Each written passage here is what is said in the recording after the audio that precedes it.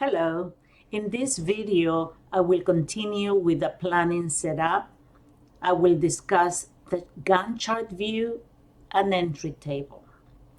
First, we're going to open the previous file that you saved by selecting File or the File tab, Open. You're going to browse to the area where you saved the file. You're going to select the file and click on Open.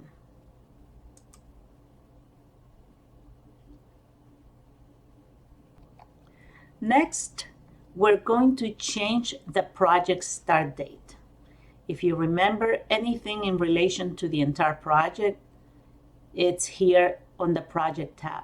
We're going to select the Project tab. Notice a green line underneath it. That means that you have the Project tab selected with its corresponding ribbon. We're going to select under the Properties group, you have Project Information. We're going to click in there, and we're going to change the project start date to May 7th, 2020.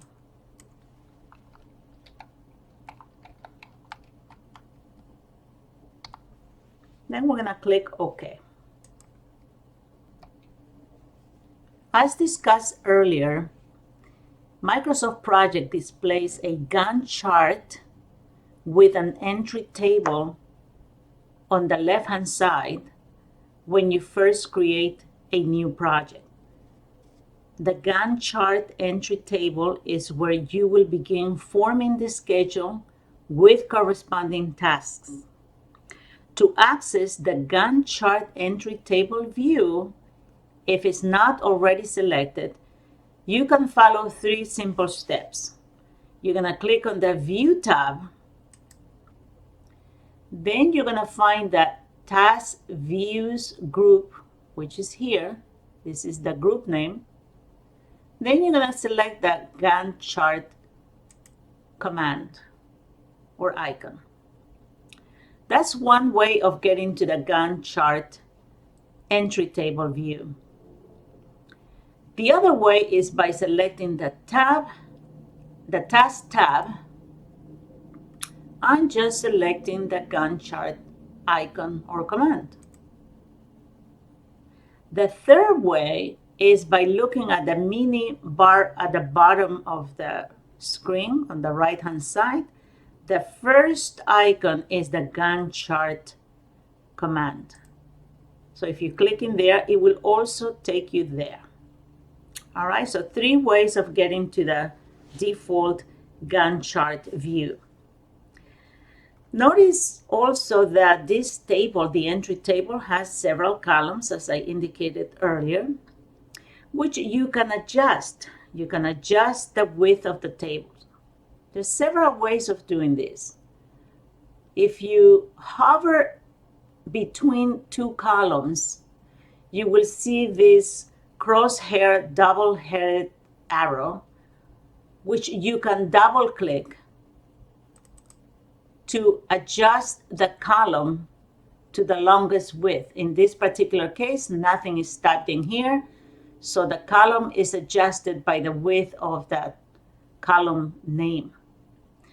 You can also adjust the width by dragging to the left or to the right the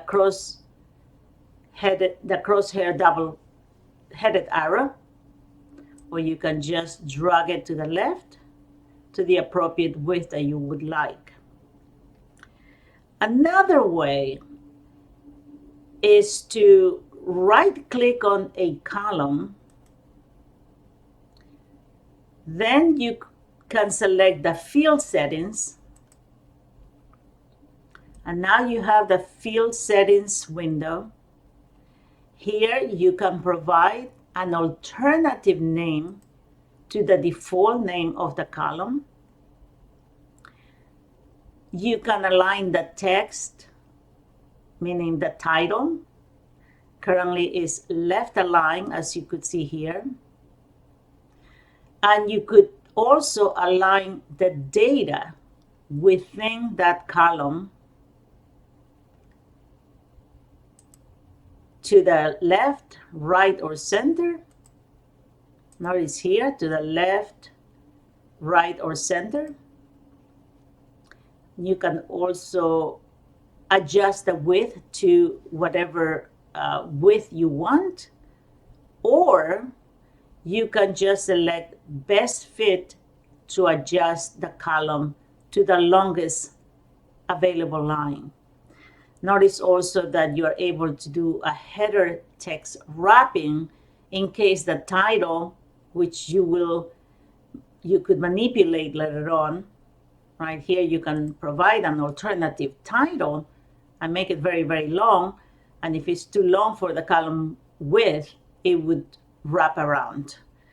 But here, if we select best fit and then click OK, notice that it adjusted to the longest context on that particular column. And again, as I indicated, you can just manipulate it left or right, or just double click to self-adjust.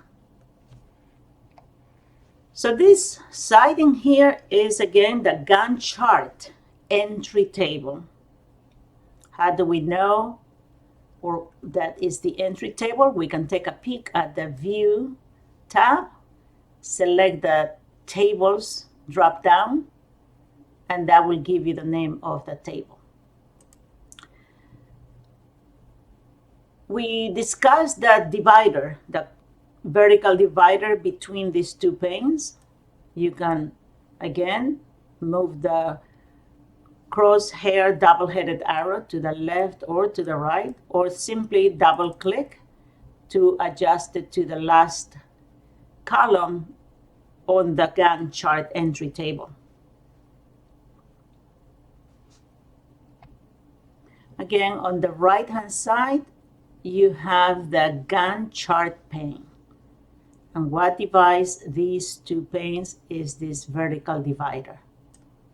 If you move the divider to the left, you have more space to display the Gantt chart or the horizontal bars that will be created as soon as you begin creating tasks and durations. Entering durations will be covered in upcoming lectures.